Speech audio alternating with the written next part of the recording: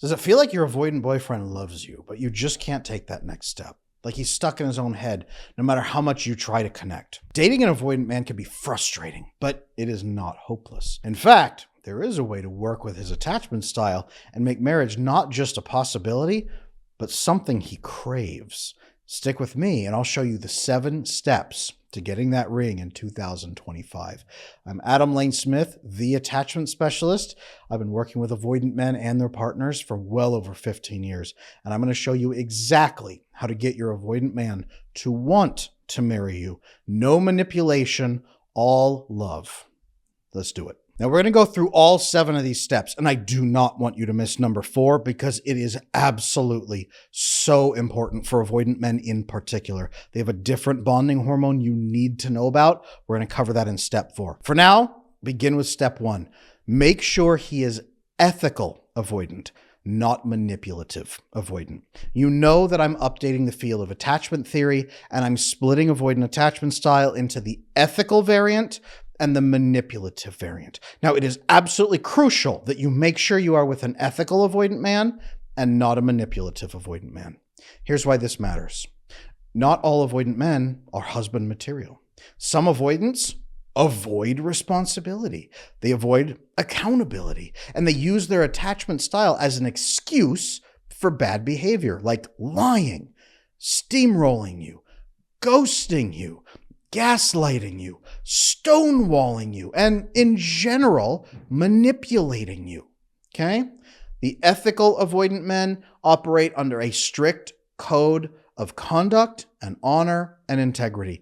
They try to live and let live. They try not to harm other people. Typically, they don't view other people as malicious and evil. They tend to view other people as okay. They're pretty okay, but they're dysregulated. They get scared, they get stressed, and they get weird, and it's just hard to trust people. They don't have a horrifying view of human nature. They have a little bit of a more practical view of human nature. That's the ethical variant.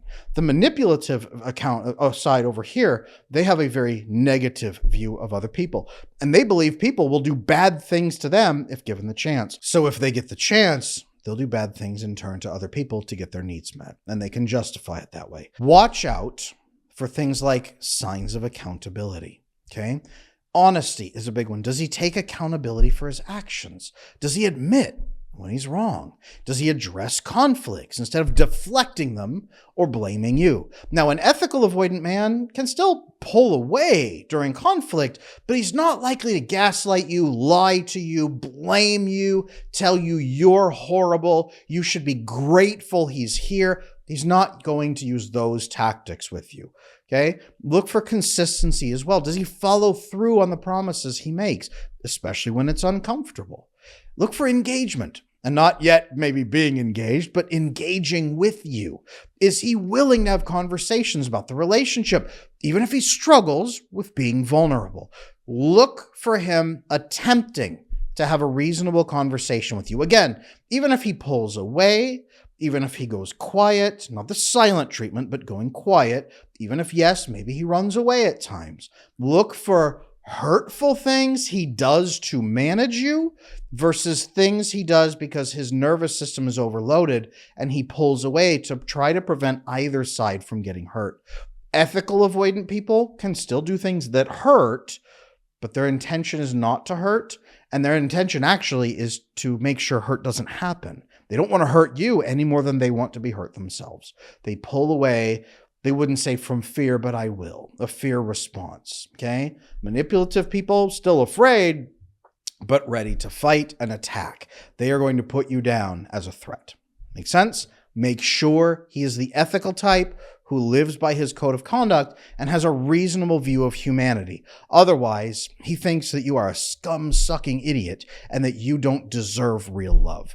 And that's going to make it very impossible to try to build a loving marriage. A few things you need to look for in particular. If he is open to problem solving, even if he's stressed, usually he'll kind of like turn to the side. They do the one eye thing. They look at you from their peripherals when they're stressed out, and they'll tense, but they'll still listen. If he shows genuine care, if he's trying to help you, especially during challenges, if he doesn't help you and then say, okay, now you owe me, but he's really trying to actually help, especially around more practical things that he tries to do for you. He's probably worth building a future with. Pro tip here, before you push a long-term commitment like marriage, ask yourself if you really want to marry him. Are you chasing commitment because you truly value who he is, or because you're scared of being alone, losing him, or losing his approval? Manipulative people will make you want them, but it's biochemical addiction through oxytocin addiction, usually love bombing, breadcrumbing, things like that. You probably don't want him. You want the idea of him. Very big difference, and they prey upon that. Look for alignment, particularly in values, life goals, emotional growth, before trying to secure a long-term future with this man. Now, step 2, we're going to move along, assuming that you're with an ethically avoidant man. That's especially important for that point 4 that we're talking about here in a moment with the different bonding chemicals. A manipulative avoidant man will not bond with you through this bonding hormone, but an ethically avoidant man will. We'll talk about that in number 4. Step number 2, swap love with respect. Here's why this works in particular and what to do. For avoidant men, respect is more impactful than love. Now, this is true of men, but it's especially true of avoidant men, okay? Respect makes them feel seen as capable, valuable, and trustworthy. This is a necessity for their emotional peace, although the word that a woman would probably use is safety. You recognize he's trying to find a sense of safety, but he won't say it that way. Nothing is safe when you're an avoidant man. Nothing is safe. If he's said that, he's probably posed like that dramatically. Nothing is safe in this world. So he'll never use the word safe, but when he feels that you see him as capable and as valuable and as worthy of trust, he is safe. You're not likely to betray him, abandon him, stab him in the back, leave him for somebody else, or question his judgment during a very crucial moment when time is of the essence. Okay? Love without respect can feel patronizing and empty to him. Okay? Respect in practice looks like this. One thing is acknowledging his efforts. Instead of saying, I love you, try, I really respect you and how you always think through those tough decisions, right? Thank you. Thank you is huge. Thank you for taking the time to think through those hard things. Thank you for taking the time to do this and this and this. Mention those characteristics. A lot of times a man will do something noteworthy or worthy of attention. A woman will be struck by this sense of admiration and desire and care, and she'll say, I love you. And he goes, okay. Well, cool, right? It's like, okay. And really wise men who understand women will say, okay, I know what she's saying. She's saying she respects me with that. That's what's creating that wellspring. She feels safe and connected and admiring, so then she feels love. Okay, I like this, right? He'll understand, but avoidant men don't. Remember that they haven't felt a rising upsurge of love. They don't have that bonding hormone oxytocin usually in their system. That's what generates that, so they don't understand. They're like, okay, you're turned on? You're just happy? You like that you're with me? Right? Like what? What is this? They don't understand. And again, for avoidant men, love is just a passing, fleeting feeling. Love is a dopamine hit. So when you're like, I love you, they're like, oh, I'm temporarily giving you dopamine so that right now you feel good. Okay, well, I hope that lasts for a while. That doesn't bring devotion. Love to them doesn't say devotion or loyalty. It doesn't say that. Respect does. Respect is safety, loyalty, status, trust, all of that. Okay? Acknowledging his efforts, big part of that. Highlighting qualities like his problem-solving skills, maybe his leadership, his reliability, his integrity, keeping his word, being thoughtful, being aware of risks even, protecting you. All of this, very important. Even if you don't always agree with his decisions, give him some space to make decisions. Show your confidence in his judgment. This does not mean you're just quiet and passive as he drives you off a cliff. You can ask questions, and you should, but you also do trust that if he's making decisions, it's because he's seeing something there. Ask his thinking. Hey, I'm sure you're making a good decision because I really trust your decision-making process and I really respect you, but I don't understand it. So it's making me a little nervous just about the outcome in general. Could you help talk it through with me so that I can understand where you're going, and that will put me at ease? And then I'm happy to go with you on this journey. There's a great way to say, hey, kind of scared about what's happening. I don't understand what's happening. I'm kind of worried that you don't know what you're doing, but I think you do, right? No, I'm sure you know what you're doing, but I don't see it. It would help me a lot if I could see it. Could you take a moment and help me understand? That's a great way to do this. The science behind it is this. Respect means more for men than love. It boosts their testosterone levels. It makes them feel stronger, more capable, and more motivated to step up as a leader. I respect you. It's like, whoa, a man like gets a fire in his chest when someone says that, the same way typically that women get when someone says, I love you. Oh, vagus nerve stimulates, everything gets better. For men, it's an upsurge. It feels great. Studies show that men who feel respected in their relationships are more likely to remain committed and to invest emotionally. This is a huge component. So if you're feeling like, I don't think I can show him respect, is there a way to do it without saying, I respect you? You need to recalibrate your thinking. If you don't ever want him to say, I love you, then don't say, I respect you to him. If it's important to you that he eventually say, I love you, it is also important that you eventually say, I respect you. It is the same importance for men. Make sure you are doing this. And that's just if you want to get married. If you want to stay a situationship or break up when he loses interest, don't show respect. Step 3, make sure that you're speaking his language. Avoidant people in particular thrive on clarity, logic, and action. Emotional languages can feel overwhelming or vague to them. It makes it really hard for them to engage with your needs. If you're saying things like, I need to feel close to you, I need to feel safe, I need to feel loved, he has no idea what that means. What does close mean? We're 6 inches apart, lady. I don't know what you mean. Like closer? Like just lean face first, like into you? What do you want? Safe? Nobody's safe in this world. I have never felt safe. What would make you feel safe? Do you want me to buy you a handgun? What are you asking for? You want to feel loved. What is that? Dopamine? You want chocolates? You want a ring? Are you hungry? What would make you feel loved? Okay. Here's a roll of duct tape. That's a very practical gift. I would like it if someone gave me a roll of duct tape. So here is a roll of duct tape. Here, feel safe and feel loved. No, this is not going to do anything for him, okay? You need to speak in a way that he can really understand. Otherwise, he's going to think that you are crazy and that you can't communicate. I teach the what, why, and how often method, okay? Very, very important. I want to feel safe. Great. I want to feel loved. Great. I would also like you to feel those things, but I have no idea. Okay, well, here are 2 things that make me feel loved. Clearly define the action or behavior you're requesting. Example, it would make me feel loved for us to spend time together every Saturday night, talking, sharing about our week, and connecting as a couple. Why? Explain the purpose or benefit behind your request. Why does it mean something to you? Well, it makes me feel like I'm worthy of your time, I'm a priority, and it makes me feel like you want to share your time with me. And then explain the benefit to the relationship. When I have this connection, I will feel more connected and bonded to you. I'm going to desire you more, so it's going to make the bedroom time more joyful. But at the same time, you and I will both be bonded closer and our relationship will be safe. So it's going to go on and on and on. This refreshes the relationship for me.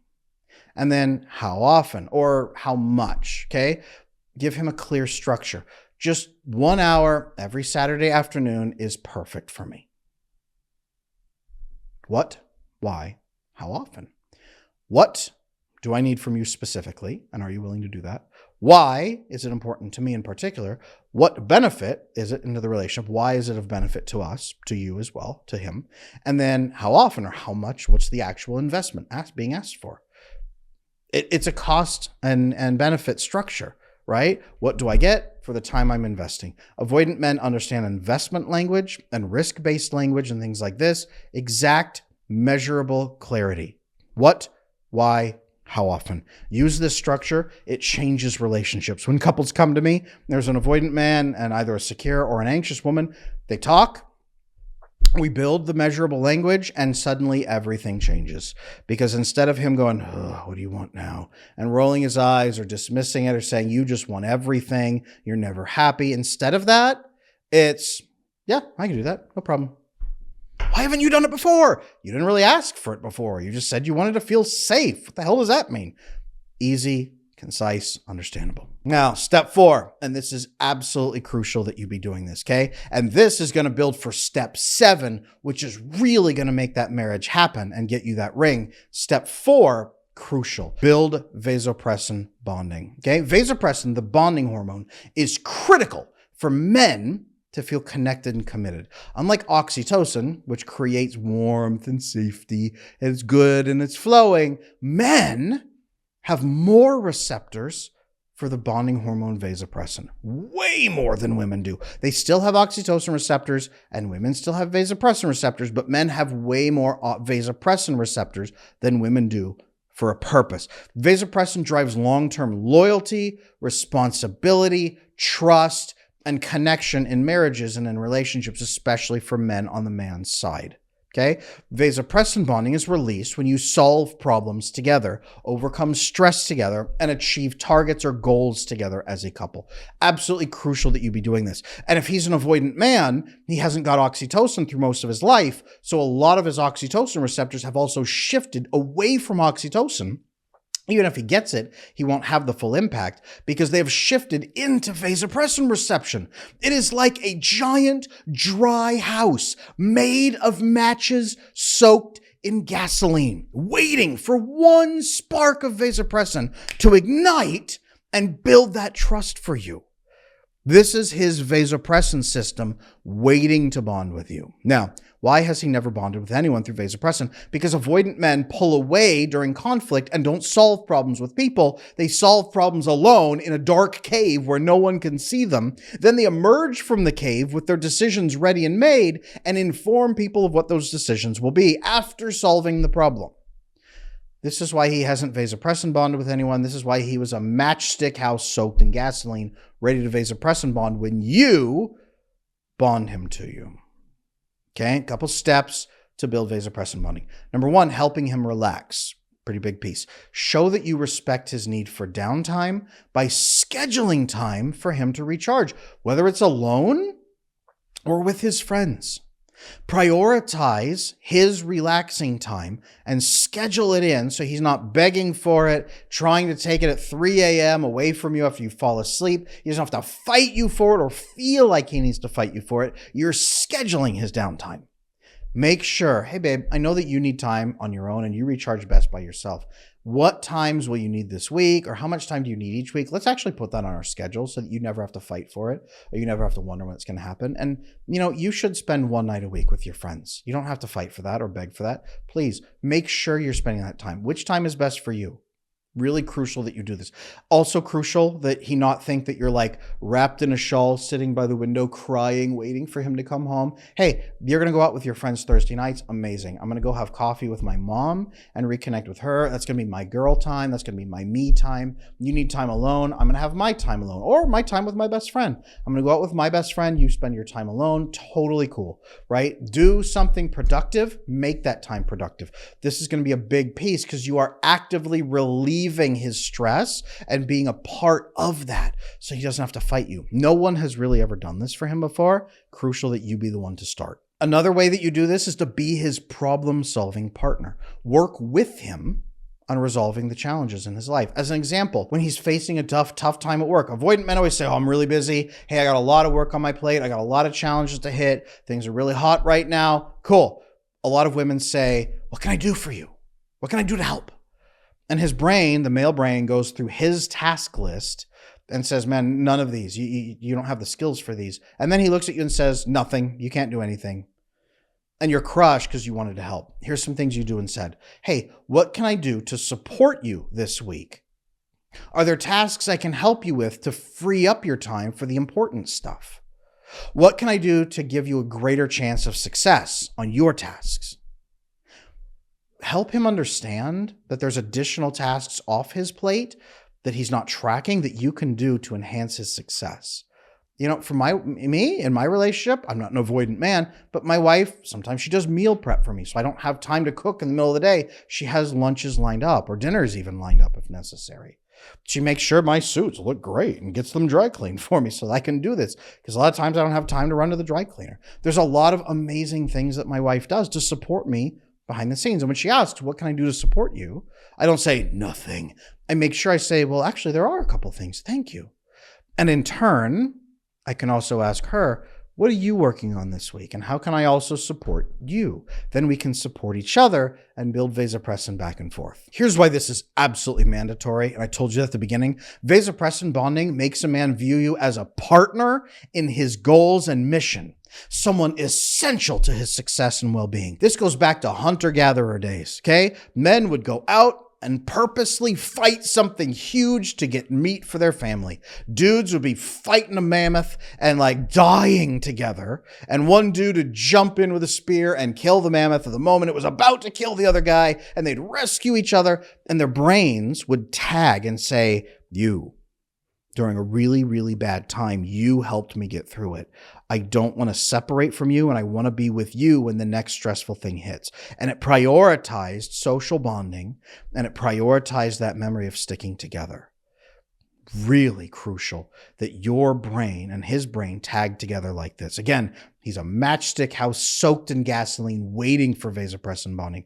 This is why some avoidant men only bond in the military, maybe with their unit, or they only bond with maybe a co-founder in a company or a mentor who trains them, or they bond with their personal assistant or something who helps fulfill them in their work. You need to get in there and be his bonding partner who solves problems and relaxes his stress. And I don't mean you have to physically relax his stress. You need to program his downtime into your relationship and be that person who's solving problems with him. When you do that, you are the one and only person on this planet he begins to trust. Now, this is why you have to have an ethically avoidant man and not a manipulatively avoidant man for a number of reasons. For your own safety and health and well-being, absolutely. But because he needs to see you as a person who is solving problems with him. A manipulatively avoidant man will solve problems at your expense and will use hurtful tactics to drive you. And then when he solves problems or you solve problems together, you work hard. You support him through years of school and trials and efforts. And he finally reaches a good phase in his life. And his brain says, I did this all alone. She just happened to be there and I used her like a tool to get what I needed. She did nothing. No vasopressin bonding whatsoever. Even if he doesn't consciously think that, his brain does. Ethical avoidant men, she actually really helped me. She was a good supporter during all those years. She's been amazing. I could not have done this without her. I am very relieved to have her in my life, and I feel very loyal and devoted to her, and I feel a debt, and I want to repay her that with kindness and integrity and devotion as well.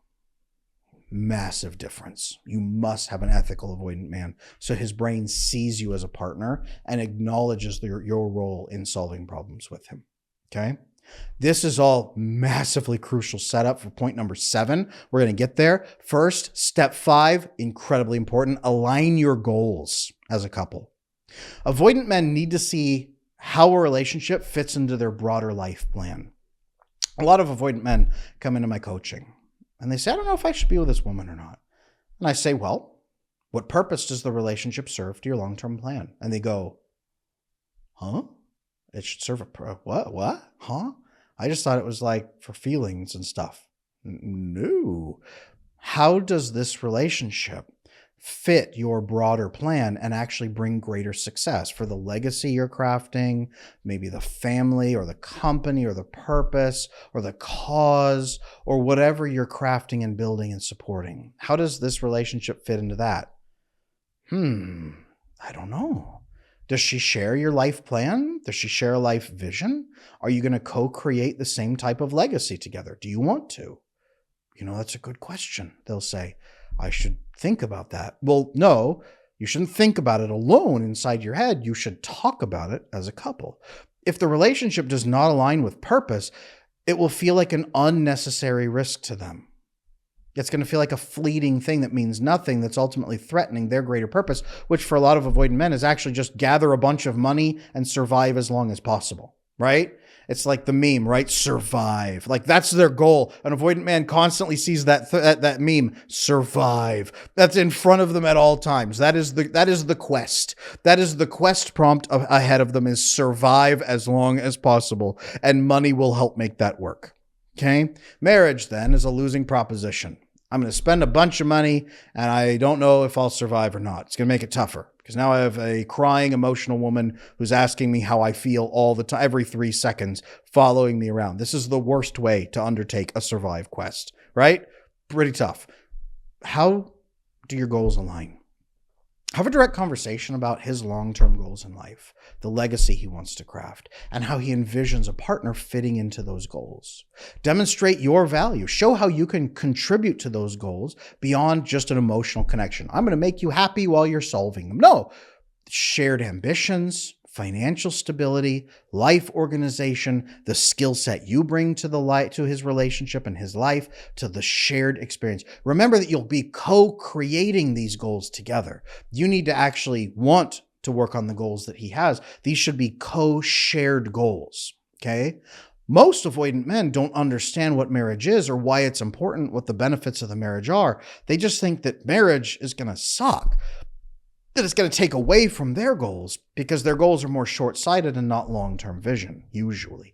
Align on longer goals and show him how you are going to help him reach those goals. In fact, he probably can't reach those goals without you. And this is a really crucial point for step 6. Highlight the benefits of marriage for men.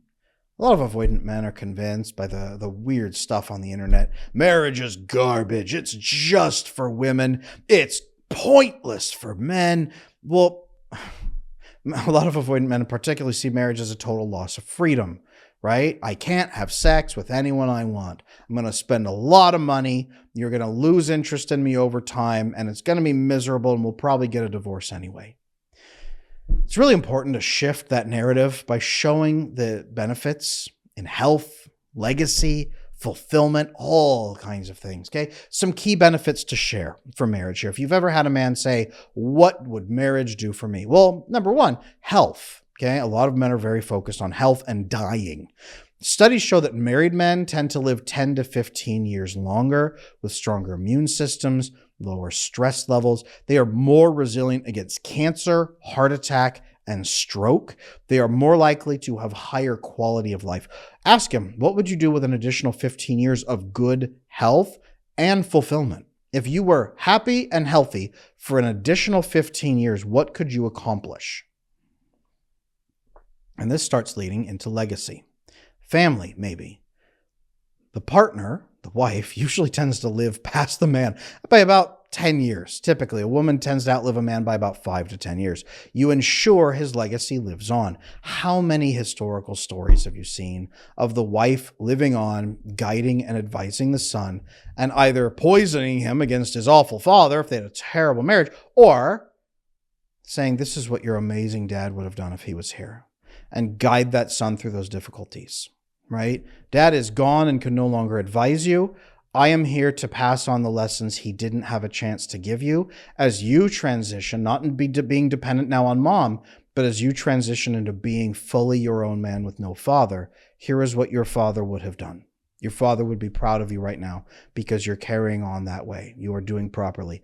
Your father would be angry at you right now, so you need to get back on track, whatever it might be, right? Carrying on that legacy. A woman, typically a wife, carries on the legacy of that husband after he has died. Yes, he lives an additional 10 to 15 years longer, which is great. She dies at 80, and instead of dying at 55, now he dies at 70. But now, from 70 to 80, she is guiding their child. And if she was 5 years younger, a lot of wives are actually, if she was 5 years younger, now it's 15 years of her guiding the children, making sure they don't rip his legacy to shreds. She can protect it, nurture the family, and make sure it's heading in the direction he saw, that she and he agreed on and spent a lifetime building together, co-creating, not just his legacy, but her legacy. Okay? She can also give him peace. In a good marriage, a committed relationship gives a man a stable environment to relax, to recharge, to boost his resilience, boost his focus, boost his productivity. The right woman in a man's life is like a jetpack strapped to his back, driving him towards success. His immune system is different. Everything functions differently. I've done tons of videos on this, but the sympathetic nervous system, the overactive sympathetic nervous system of avoidant men, burns them out and makes them unproductive until they link up with a healthy, loving female partner. Peace. Absolutely great in these relationships, okay? Their quality of life is higher. They tend to report more life satisfaction, men who are in good marriages. Marriage also improves the sex life and the sex frequency. Much better than single men. Way more and way better sex for men and for women too. The research on this is fascinating, except for a few outliers who are having an insane amount of sex with like 800 or 1,000 partners.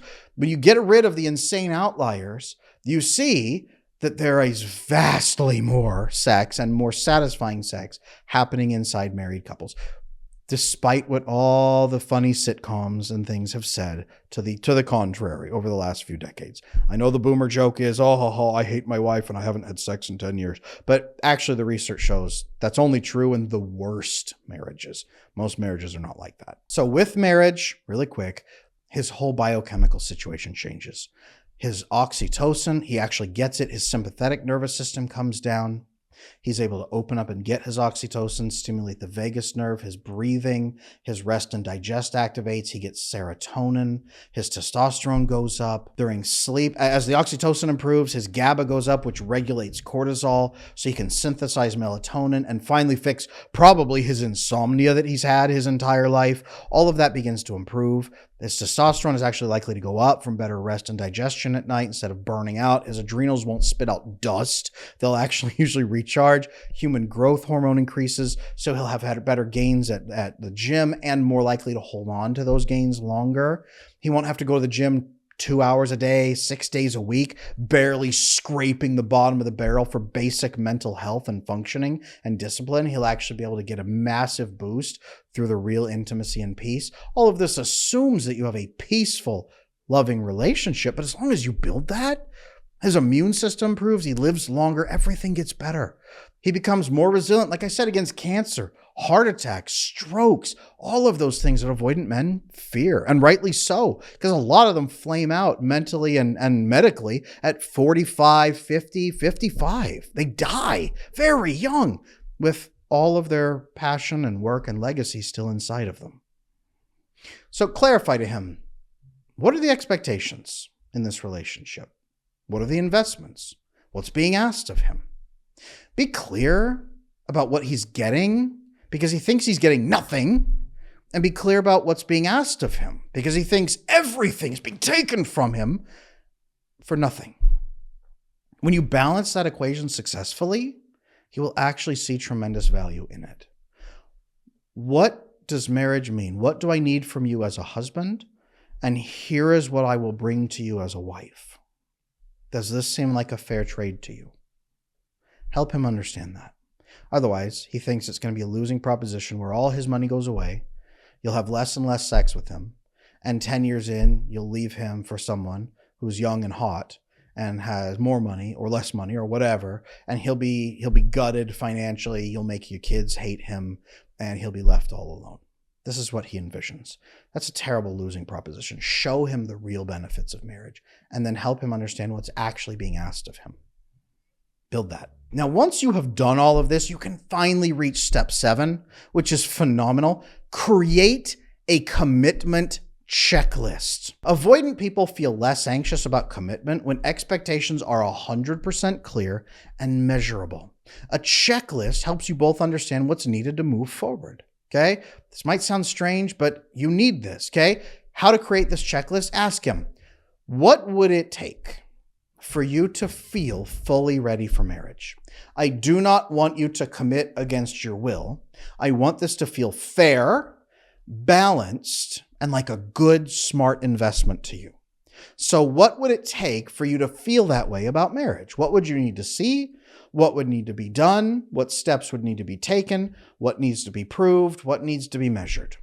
Work together to define milestones like maybe financial goals, relationship habits, timelines, frequency of sex, commitment for conflict resolution, peaceful working together, building his time. Everything on this video, honestly, everything on this video is going to feed directly into that, because if you do all of those first 6 things and then get to the checklist, he's going to go, huh, I think we've done all of these and you already do them. And actually you do them really well. And I really like it.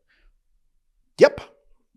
That's called doing a wife's job for girlfriend wages. But honestly, move forward with that. Okay. Reassure him that the list is a guide, not an ultimatum. I want to see and understand where you'd be at and just have realistic expectations. Okay. As you go through this, his brain is built to prioritize you, especially through the vasopressin bonding. So he doesn't want to lose you. He's going to start really connecting to you. It's going to make a lot of difference and a lot of change. I very much recommend that you do that vasopressin bonding as soon as possible and make sure that you're relieving that stress through those ways so that he sees that you're working with him. When you are prioritizing him in a way no one ever has, commitment starts to make a lot of sense, because he's not likely to find someone like you ever again. So let's recap all 7 steps. You can see them put together. Number 1, make sure he's ethically avoidant, not manipulative, so he's worthy of your time investment. Number 2, if he is, make sure that you replace love with respect. Start showing him that respect and using the word respect more than love. Number 3, start speaking his clear, measurable language so you're exact and understood. Number 4, then start vasopressin bonding with him by handling things in a way that resolves his stress and shows that you are a working team member. He can't live without you that way. Number 5, align your goals together. You've now proven that you're going to work with him and solve problems. His brain trusts you. He's ethical. He knows you respect him and that you speak his language. Now you can start working toward those goals as a team. Then once you do, number 6, highlight the benefits of marriage, which is going to be a continued and deeper process of this for the rest of his life that will grow with both of you. And as you feel safer, you'll feel better investing even more than you already are. He probably can't imagine that yet, but that's what you tell him. And then number 7, create that commitment checklist to move forward so he feels comfortable moving into this investment. And speak about it as an investment. It's not him just throwing money away and paying a price. It's not him paying the bill at the end of the restaurant experience. It's him investing in the future. That's what marriage would be. So ladies, I would love to hear from you on this checklist. Which step do you think is the most important for building a relationship with an ethical man and for getting him to commit to marriage? Let me know in the comments. And if you need more in-depth strategies, make sure that you check out my How to Love an Avoidant Man video course. It is everything you need to create trust and commitment in your relationship with an avoidant man so that he can fully trust you very quickly. That's available in the link down in the description below. I'm Adam Lane Smith, the attachment specialist. Would love to hear your thoughts in the comments. Please make sure you like, comment, and subscribe, and I'll see you in the next video.